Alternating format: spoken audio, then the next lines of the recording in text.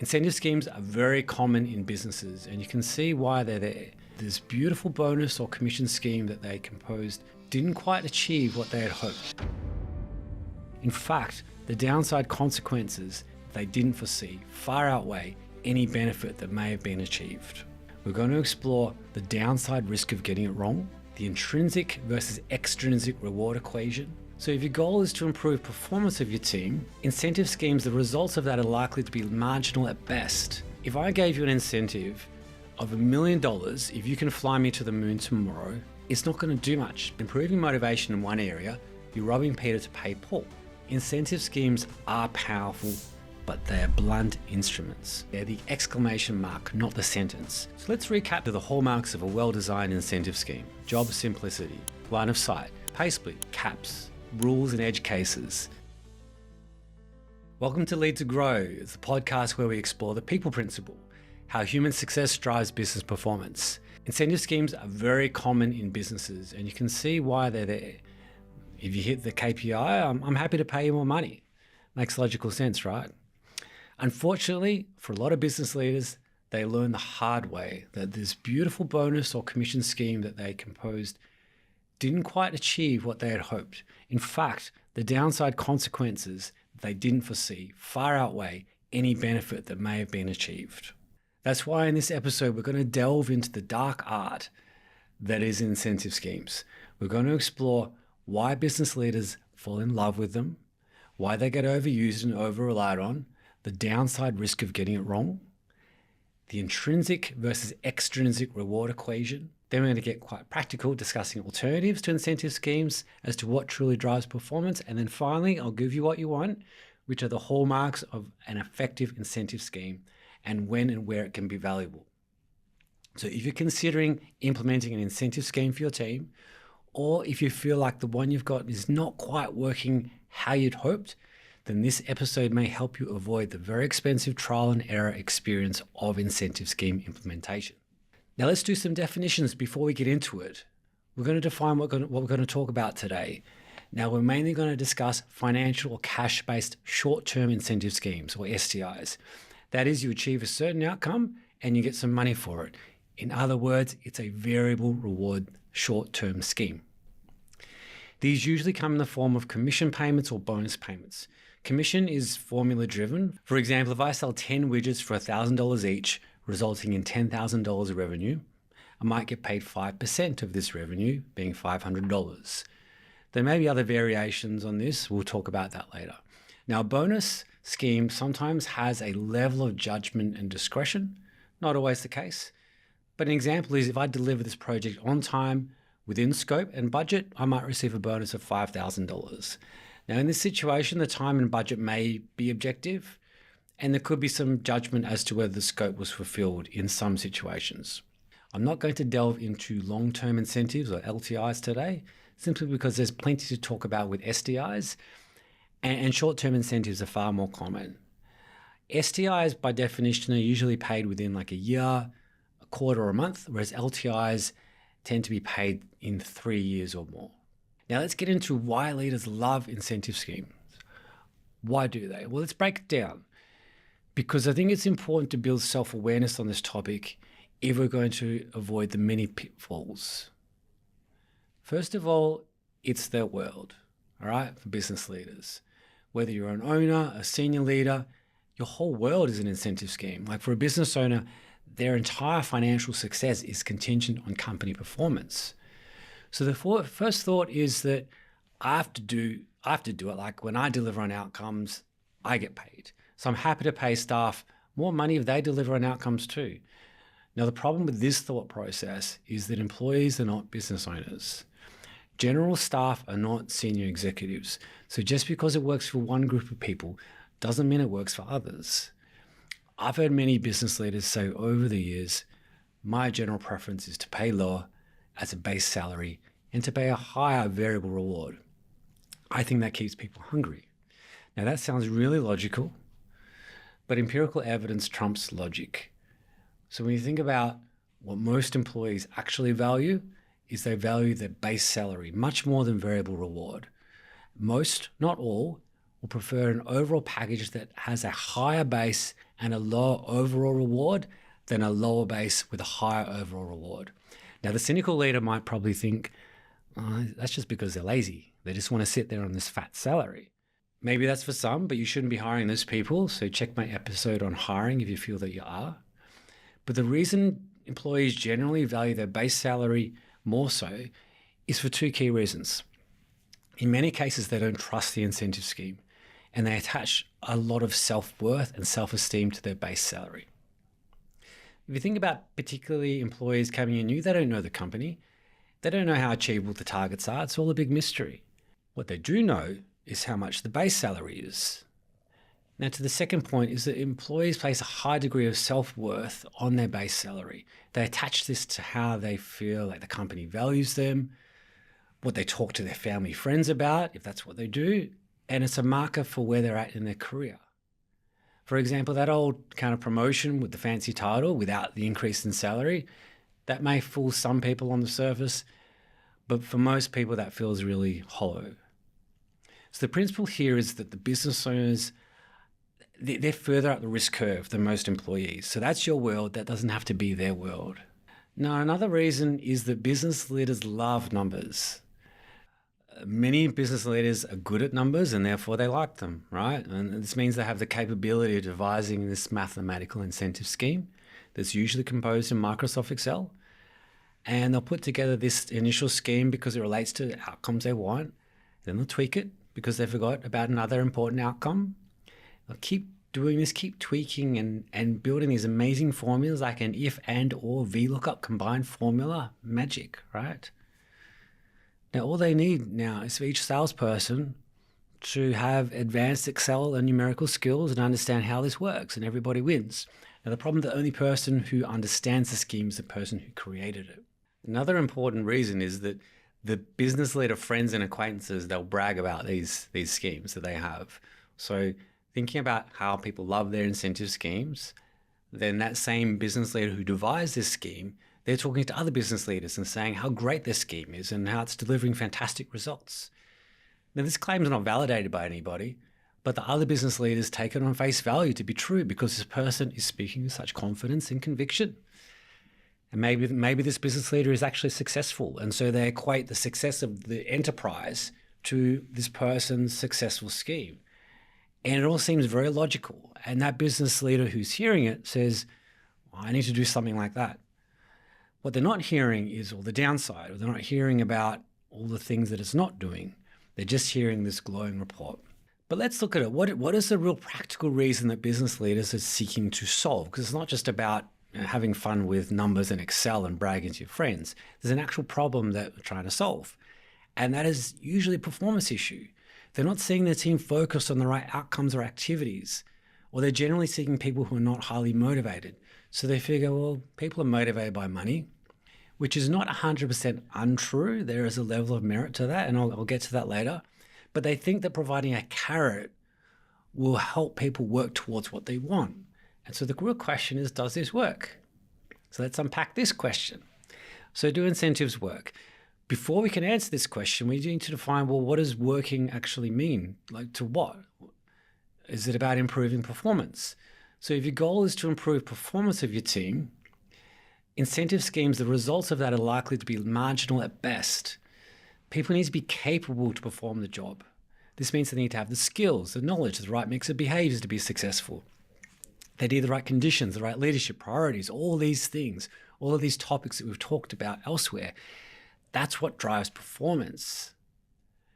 You generally want people also to be motivated, enjoy the actual job, although some people can be successful in jobs that they don't love to a point. But in other words, if I gave you an incentive of $1 million, if you can fly me to the moon tomorrow, it's not going to do much because you don't have a rocket ship and you're not an astronaut. If your goal is performance improvement, it's by far and away not the best option available. All right, let's move to motivation. So maybe your team is capable, but your goal is to improve motivation. Now, this is an interesting one because incentives can motivate people towards a particular outcome. Like if I want you to sell more of product A versus product B, and I'll give you more money for product A, it is likely to have an impact, all things being equal. Which brings us to the thing that incentives can do, which is focus people on what they need to achieve to get the incentive. In fact, it can be very powerful in doing so, sometimes too powerful, because there's a downside to this, which I'll get to again in a moment. Another outcome that people think about is attraction and retention. If your goal is to attract and retain high performers, we need to separate these two components. Let's start with retention. Yes, having a very attractive incentive scheme can actually help retain people if they feel like it's going to be hard to receive the same level of earnings elsewhere. This is very different to attraction because people who are already receiving it, there's a different level of trust. They're getting it. They're getting the payments. They see that it's actually delivering them what it sets out to. Whereas if you're seeking to attract people to your business from outside of the company, incentive schemes are generally not very effective because this person, they don't know you, they don't know your business, they don't know how realistic the incentive is. They don't know if they're going to receive it. So they'll look at the opportunity for what's guaranteed, which is often the base salary and other things like that. Which gets us to the downside risk. Now, I mentioned before that when looking at motivation, there is a downside risk to this potential benefit. That is, when improving motivation in one area, you're robbing Peter to pay Paul. Now, there's two factors in this equation. One is how complex and ambiguous the job is, and two, how much intrinsic motivation is likely to exist. So let's get into this. Let's look at three different jobs. You've got door-to-door sales, a relationship manager, and a customer service officer. In door-to-door sales, if I knock on a door and sell this widget to somebody, then it's pretty simple that we probably weren't going to get that sale if I didn't do that, if I didn't knock on the door and convince them to buy something, and we achieved the sale. Like, it's binary. We got it or we didn't get it. There may exist ancillary criteria to my performance, such as not breaking the law or anything like that. For the most part, in this situation, performance in the job is simple. Now let's look at the relationship manager who's managing business accounts. Now, I might have the goal to achieve $2 million in revenue this year. That measurement itself is simple. But if that number is achieved or exceeded, have I performed well? And the answer is not as simple. It could be just my set of accounts had a really good year, or maybe even just one or two had amazing years and they just bought a lot. It may have had nothing to do with my performance. So then what some businesses do is have gate openers, as they might call them, to make sure the person is completing all the right activities, which is generally a good idea, but there's a limit to what you can include before it starts getting overly complex. So you're balancing this equation between complexity and accuracy of the incentive. Now let's look at the third role, being the customer service officer. Just say we have an incentive to keep call times to a certain number in order to maintain efficiency. To what extent does customer service quality now diminish? By going from just having call time as a KPI to now attaching a financial reward to it, we've now disproportionately focused the team on call time, which is likely to have a downside impact on customer service. Now, the other factor is intrinsic versus extrinsic motivation. In Decky's 1971 study, which is a widely cited study which looked at intrinsic versus extrinsic motivation, they tested this and saying when participants were intrinsically motivated to perform a task, for example, they enjoyed solving puzzles, and then they were offered a monetary reward contingent on performance, their subsequent intrinsic motivation decreased once the rewards were removed. That is, they spent less free time on the task, which is a proxy for intrinsic enjoyment. So when you think about it, you add in external rewards and people focus on that, and then they enjoy the job less, and it's self-fulfilling. And this is where it comes into play, where it's the experience of a lot of business leaders. They go, well, the incentive is doing something, and we need an incentive to do something. But what's happened is that external reward, which is interpreted as controlling, has shifted that person's perception as to why they're doing the activity. I'm no longer doing the activity because I love customer service, I'm helping the company. I'm doing the activity to get that reward. And now I don't care as much about the job. And so when we think about the job itself, and we go, to what extent is there going to be intrinsic motivation, or do I have intrinsic motivation, or is it inherent in the job? Like, for example, people say jobs like nurses and school teachers and so forth, there tend to be a high intrinsic motivation. People do it because they want to help people, care for people, teach people. And so by adding in extrinsic rewards, you're taking that enjoyment away from people. And so you think about in a job, okay, so door-to-door sales, and some people may love door-to-door sales. I've done it before. It's hard yakka, all right? And so you might go, in that scenario, it's very clear around the performance of the job. We got the sale and it's hard. And so getting that extrinsic reward is appropriate in that circumstance to reward that really hard kind of work. But if you've got a job that is highly qualitative and it's complex and there's a lot of intrinsic rewards that are available, by introducing an incentive, a financial incentive, sure, you confirm what you wanted. I got that thing. But at what cost? Now you've got people who are not as motivated for the job itself.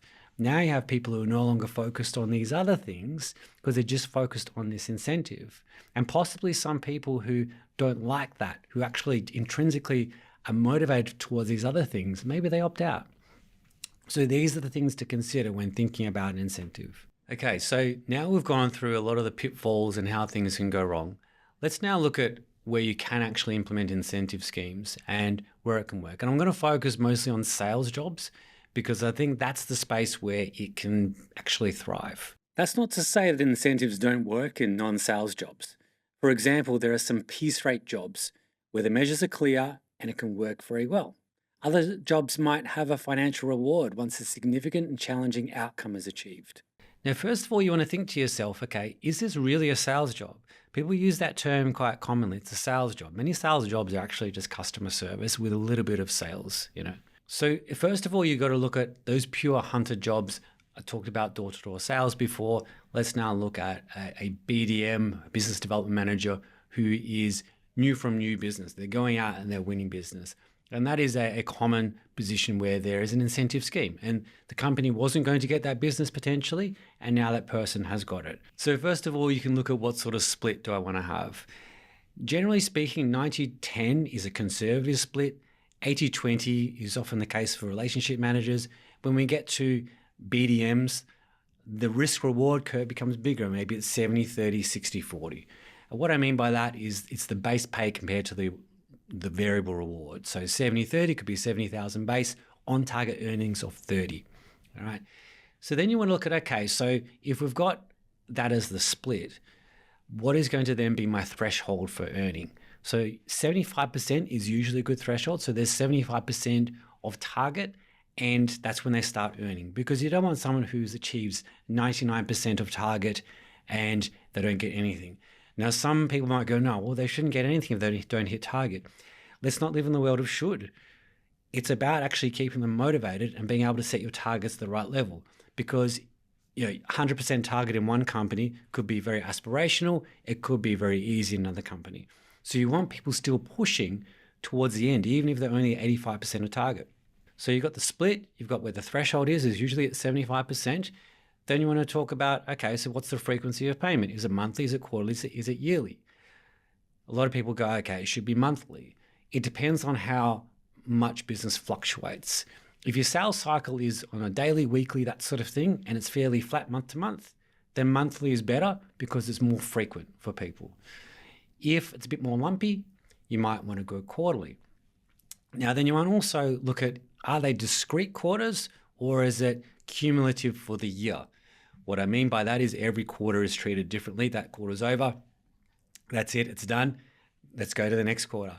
In other cases, it's like it's cumulative. We've got that quarter, then we've got that quarter, now it's a half, and then that quarter, now it's 3 quarters. Why look at each different one is going to depend on the level of sandbagging that can take place. What is sandbagging? Sandbagging means that I'm holding back sales for the next period. All right. And so you can capture that by having a scheme that's both quarterly and annually. There's more detail behind that, but that's just a consideration. So the other thing to think about with your scheme is it an uncapped scheme or is it a capped scheme? Now, you want to be careful with this sort of thing. I think with a relationship manager scheme, so managing existing accounts, you probably want to cap your scheme because the extent to which that can grow is usually limited. If someone's going to triple their target with an existing set of accounts, there's potentially something that's happened at that business. Whereas if it's a pure hunter, new from new, you might have an uncapped scheme, that sort of thing. The other things to consider is when people get to 100%, are there ladders? Does it escalate? So what that means is the rate of earnings gets higher. All right. So you might have a certain rate from 75 to 100%. You might have another rate above 100%, and another rate as it gets higher. Bear in mind that this adds then the complexity to it. A good rule of thumb around that, and this is not financial advice, it's got to differ depending on each company and your profitability. So take this with a grain of salt, is that you double your target, you double your overall rewards. Again, you need to make sure that this is profitable. Which brings me to the other equation, which can be a difficult thing for businesses to come to terms with, because you've got what the person needs to achieve from a target perspective, from a sales perspective, that needs to fund the role, so it needs to be self-funding. Then you've got what is conceivably possible in your business, and then you've got what the person wants to earn. And those things don't always match up. So for example, you might go, well, based on our gross profit per item that we can charge, and we think we need this person to sell 2 million and we can pay them this amount. 2 million might be just out of the question, right? No one's going to achieve that. Then you look at the market for people and go, actually, these people, they're looking for this base salary that's already very high. We can't pay that big base salary. But then you want an experienced person who commands that base salary. So you've got to look at all these different variables and go, does this even add up?